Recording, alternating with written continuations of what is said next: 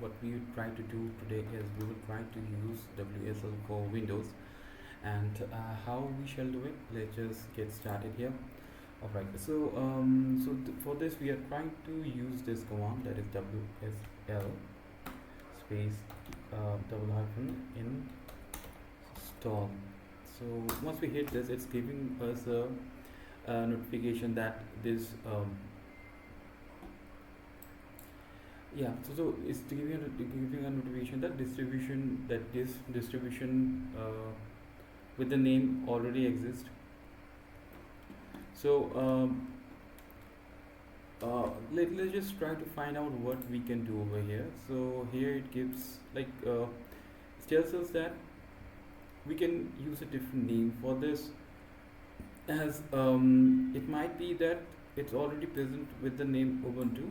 So we can just use a different name which can help us go forward and install it. Okay, let's just try to do that now. Okay, let's see. Once we've hit enter, it's starting to install the Ubuntu.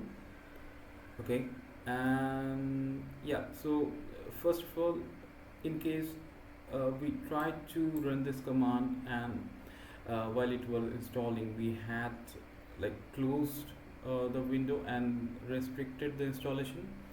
In those cases, this type of things can happen, and you will not be able to go forward using using this command.